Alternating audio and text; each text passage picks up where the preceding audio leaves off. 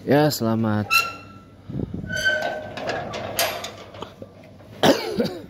sore pemirsa. Apa kabar Anda? Sore hari ini di hari Ahad tanggal 3 Agustus 2025, teman-teman. Teman-teman, sebenarnya di Indonesia ini banyak banget mitos-mitos yang kaitannya dengan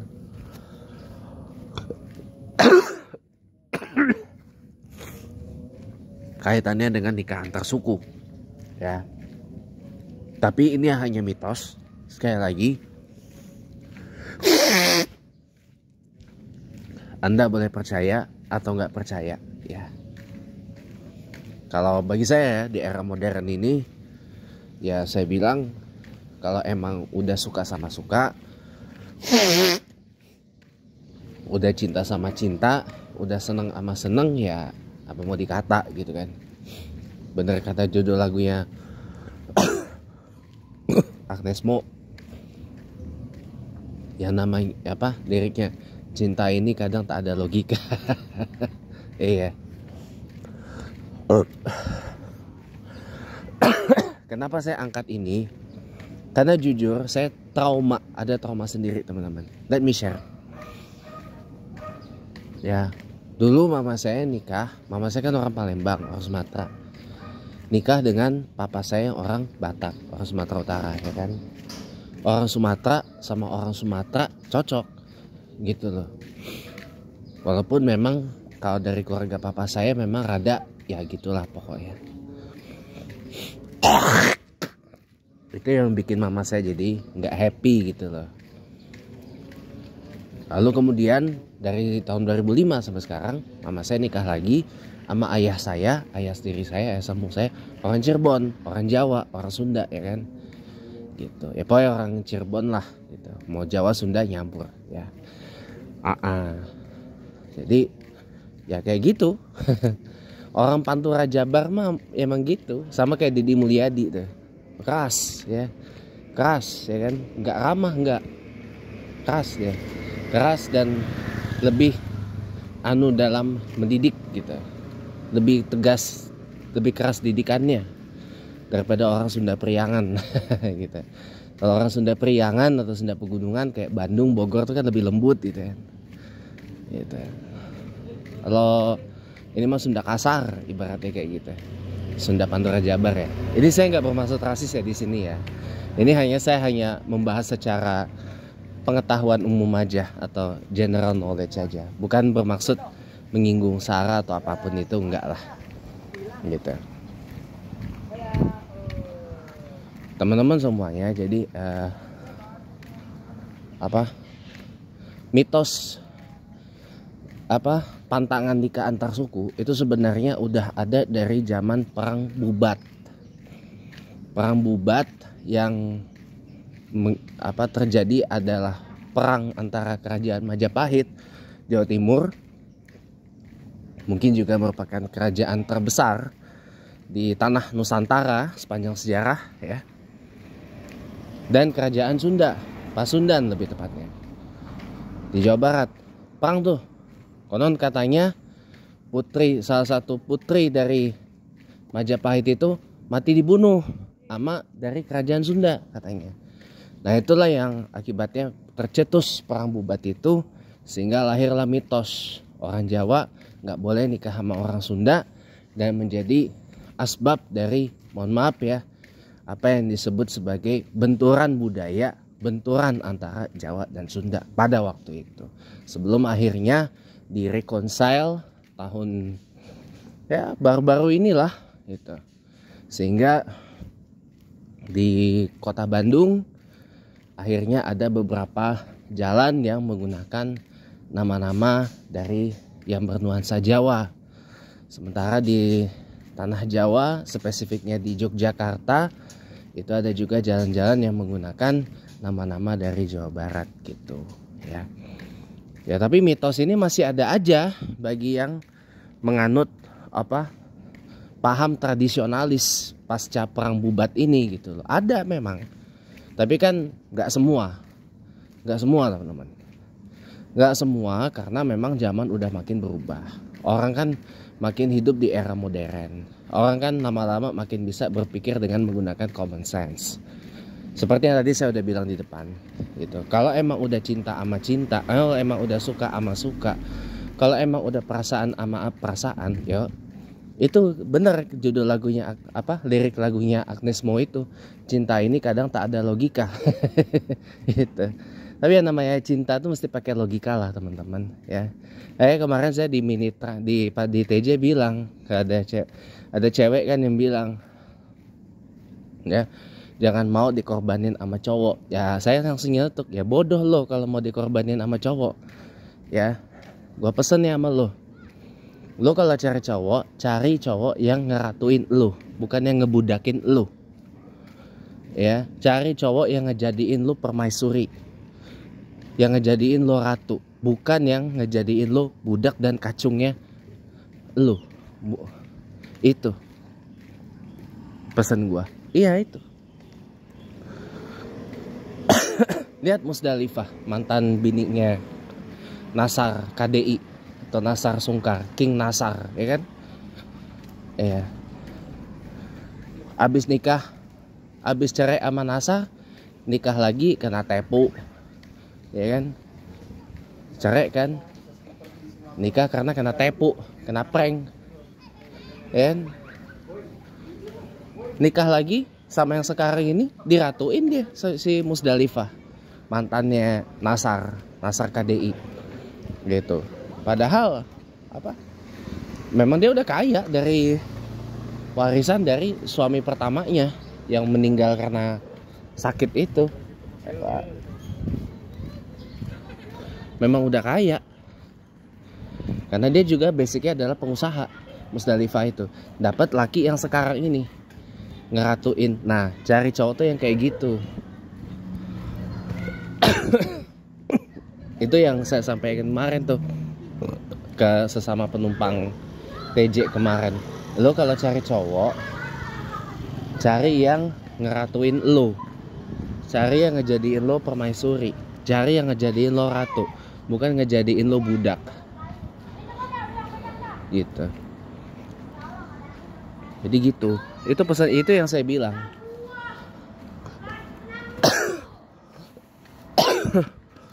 Tapi bentar ya teman-teman, saya mau vivis. Jadi jangan kemana-mana. Welcome back teman-teman. Nah gitu. Jadi apa namanya, yang namanya apa ya, cinta itu juga harusnya kudu pakai logika juga. Gak bisa itu yang namanya cinta buta atau gimana, gak bisa. Toh lagi pula dalam hadis ya, hadis ini sahih ya teman-teman, ada 4 orang asbab orang memilih jodoh. 1 karena hartanya, 2 karena fisiknya, 3 karena status sosial ya, 4 karena agamanya. 4 karena agamanya. Apa pesan Rasulullah SAW? Pilihlah karena agamanya, niscaya engkau akan bahagia selamanya.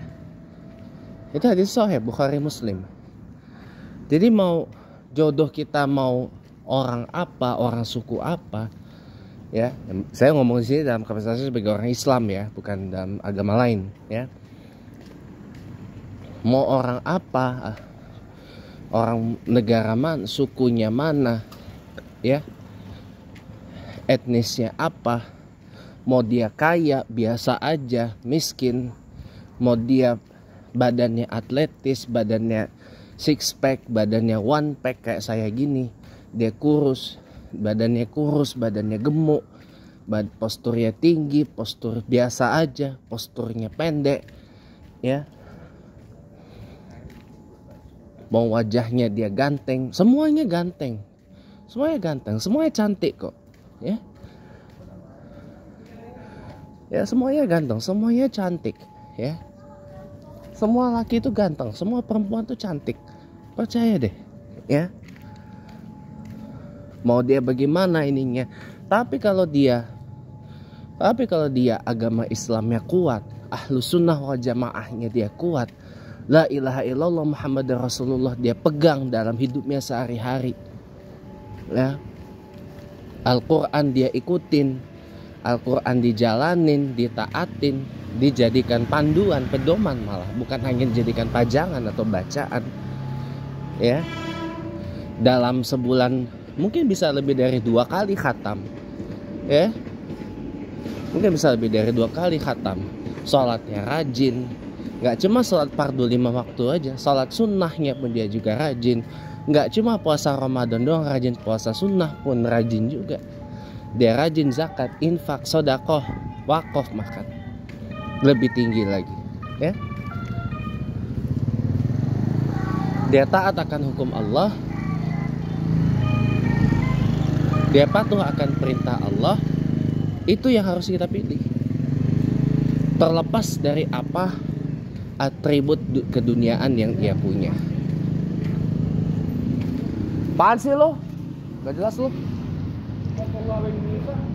Ya lu gak jelas. Ya welcome back teman-teman. Ada orang gila, gua iniin aja, gua kasih ulti aja biar dia gak macem-macem. Enggak, soalnya ngerasain banget. Kayak gua kasih ulti biar dia gak macem-macem. Ya lanjut ya teman-teman ya. Jadi kalau udah memenuhi kayak gitu, udah pilih, borong. Kalau udah kayak gitu, mau cowok atau cewek, ya, yang penting itu teman-teman.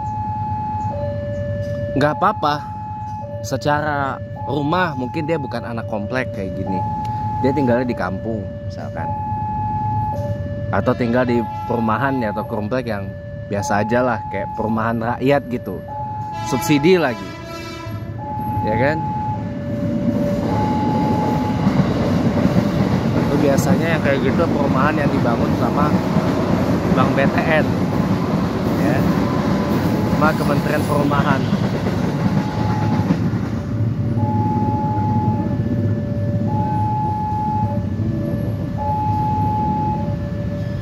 Jadi gitu.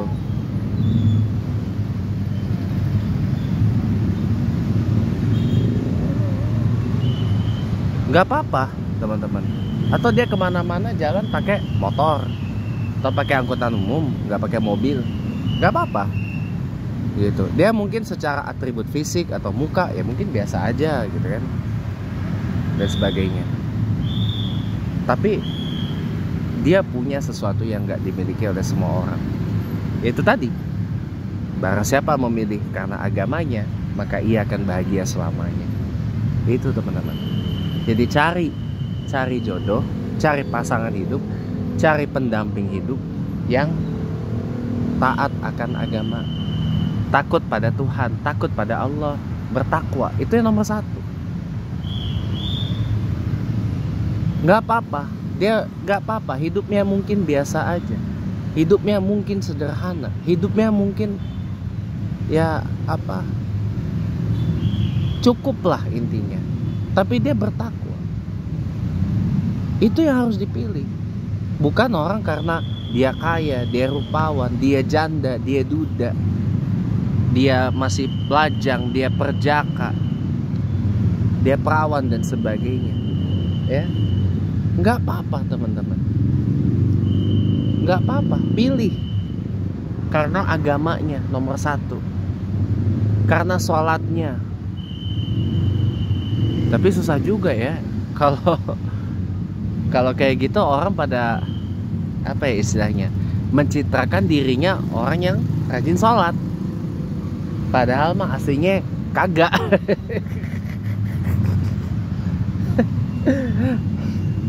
Itu saya bilang opo,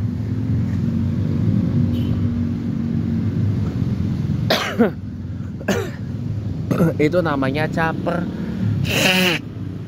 cari perhatian, mau pura-pura soleh, pura-pura sholat, sholatnya cuma untuk dipinang ame mertua, dipinang ama orang, padahal mah aslinya mah sholat mah boro-boro. Dicari orang yang ini Al-Quran, dites suruh baca, Taunya apa? Beleberan bacanya. Lah. Ngaji dia. Ini. Kirim teks chat. Ayang beb, nih aku mau ngaji gitu. Kamu datang ke rumahku ya sama ini, sama Abi, sama Umi, sama bapak, sama mamamu, sama ibumu ya. Oke, ayo, katanya.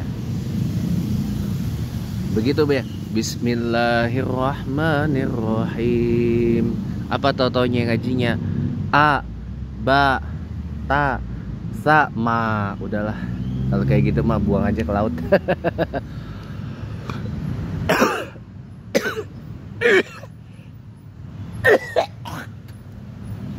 Lancarnya basmalah doang. Lancarnya basmalah doang. Tapi begitu suruh baca, keder, kelimpungan. Bacanya belebet-belebet. Itu pun kalau baca transkrip Latinnya, bukan Arabnya. Nah itu.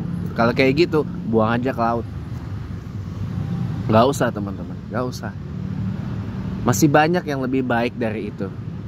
Pak James, tapi dia kan lebih ganteng dari ini Pak. Pak James, tapi dia kan ganteng. Yang lebih ganteng lebih banyak tong. Pak James dia kan cantik Pak. Cantik kayak ini artis sinetron. Yang lebih dari itu banyak tong. Yang lebih cantik masih banyak tong. Ya. Pak James dia kan badannya tuh six pack. Binaraga kayak binaragawan, koyo Aderai, fisiknya kuat. Yang lebih kayak gitu mah banyak tong. Ya. Pak James, tapi dia kan ini Pak pinter, sekolah ranking A2 mulu Pak. Lulus cum laude, summa cum laude bahkan dan sebagainya.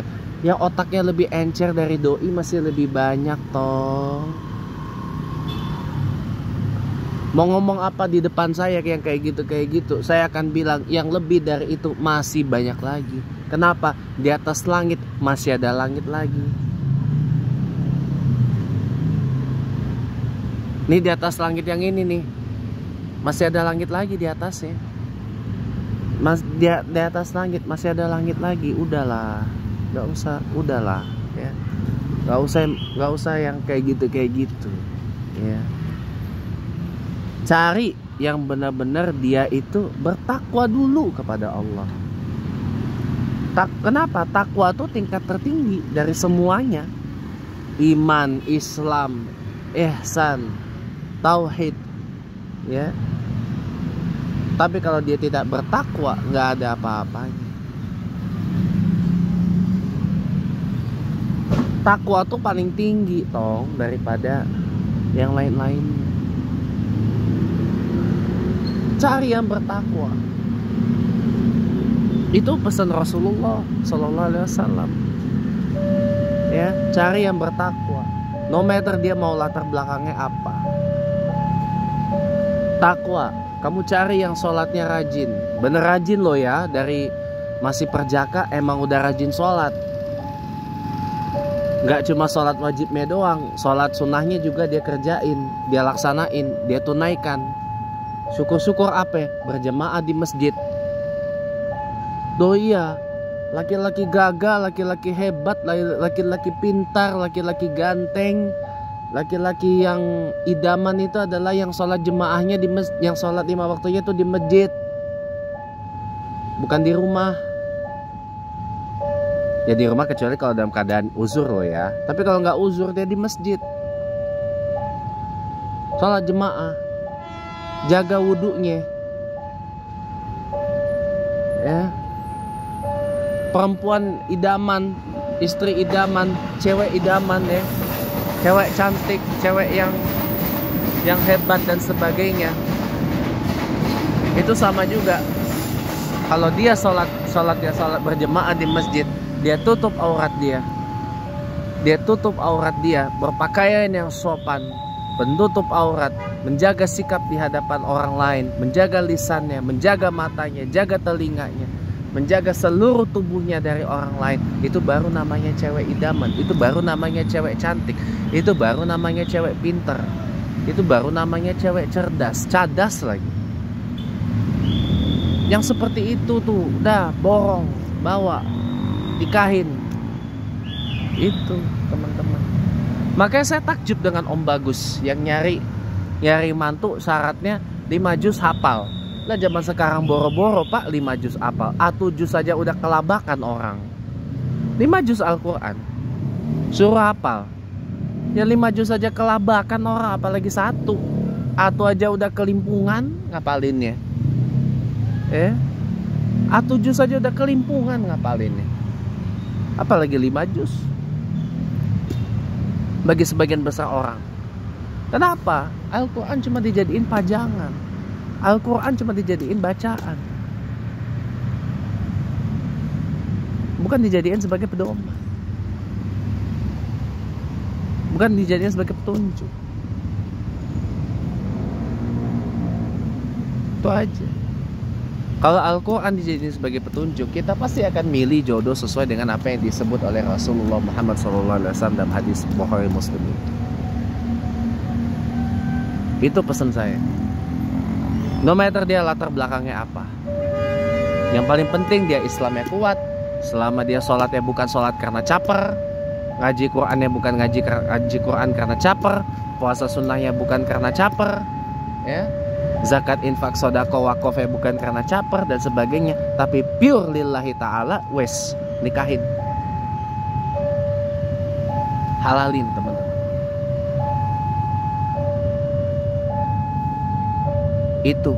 Itu baru tuh jodoh, teman-teman. Kenapa? Kalau sudah seperti itu, akhlaknya bukan akhlakul insaniyah, tapi akhlakillah, akhlaknya Allah yang dijalanin. Apa akhlaknya Allah? Ar-Rahman, Ar-Rahim, Al-Hakam, ya, Ar-Rashid, As-Sabur, diantaranya kalau saya mau beritahu Anda. Yang paling berat itu justru nomor 99, As-Sabur. Allah Maha Sabar. Coba bayangin sabarnya Allah, ya. Melihat hambanya, ada yang taat, ada yang enggak. Melihat hambanya, ada yang bersujud kepadanya, ada juga yang tidak. Ada yang komitmen dengan la ilaha illallah, ada yang mulai masuk angin. Tapi Allah sabar dalam menghadapinya itu. Enggak marah, enggak ngambek, enggak apa. Orang mau malas sholat, mau masuk angin, la ilaha illallah ya cuma omongan doang, mah Allah kagak marah. Allah kagak gimana. Cuma nanti kalau udah di yaumul mahsyar nggak bisa ngomong kita semua.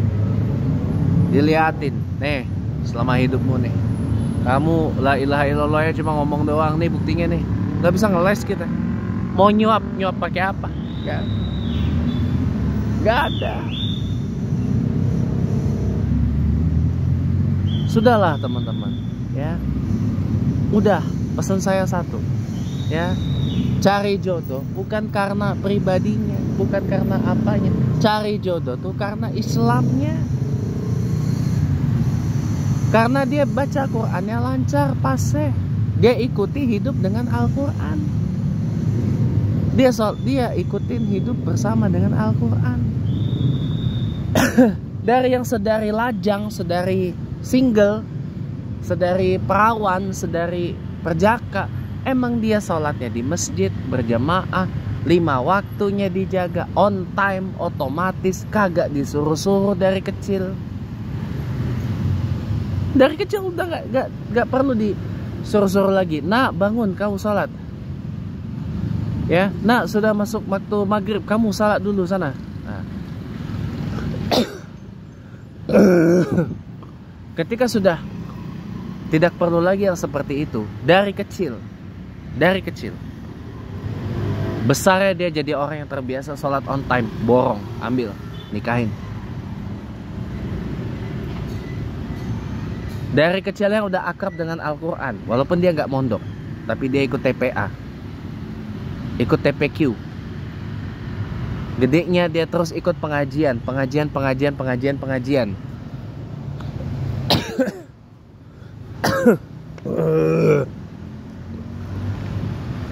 Dia nggak hanya kaya akan fulus,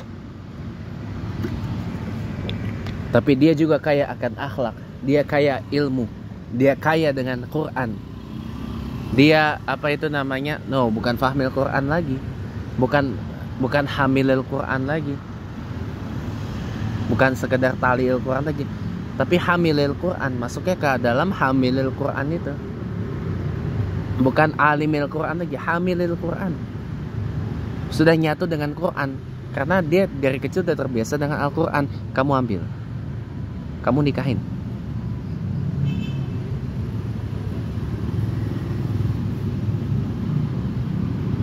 Ya, kamu ambil, kamu nikahin dia. Itu udah bagus. Ya, kenapa? Karena dia tahu Al-Quran itu pedoman, panduan hidup dia. Ambil, nikahin.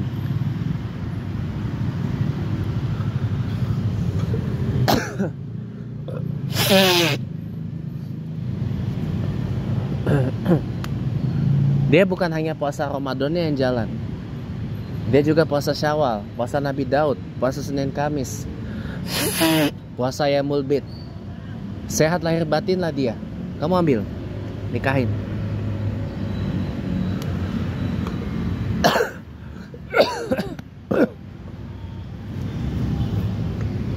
Tiap dia nerima uang, entah dari kerjanya, atau dari bisnisnya, atau dari usahanya, atau dari mana, dia nggak ambil sendiri. Dia kasihkan ke orang. Dia masukkan kotak infak masjid. Dia sumbang ke panti asuhan. Dia wakafkan misalkan. Dia sedekahkan. Ya. Atau kalau dia pasti punya orang tua, masih ini dia upetikan. Kamu ambil.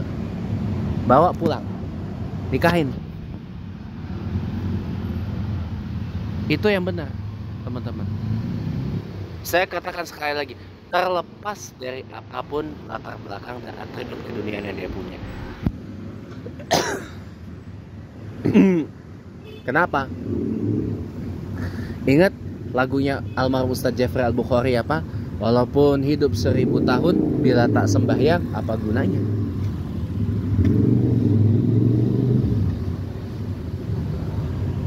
Benar gak? Benar dong. Iya. Walaupun hidup 1000 tahun tapi kita nggak sholat, ngapain?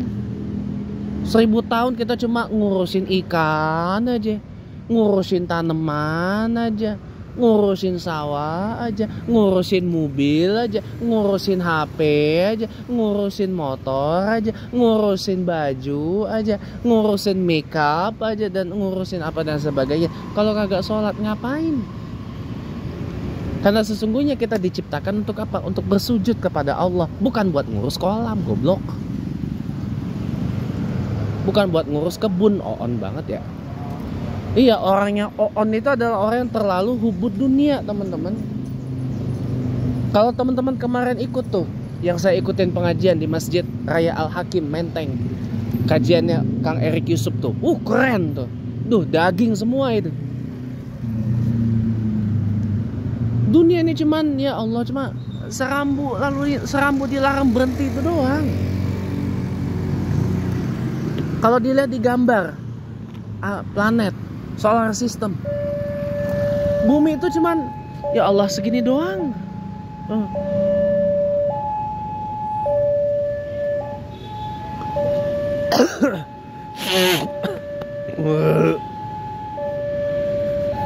Kalau dibesarin lagi, semuanya nggak ada apa-apanya, teman-teman. Nggak ada apa-apanya dibandingkan dengan Allah yang Maha Besar. Nggak ada, teman-teman. Dibandingkan dengan Allah yang Allah katakan dalam surat Ar-Rahman, wa yabqa wajhu rabbika dzul jalali wal ikram. Yang kekal, yang abadi hanyalah wajah sang pemilik seluruh kemuliaan. Gitu. Demikian, teman-teman, semoga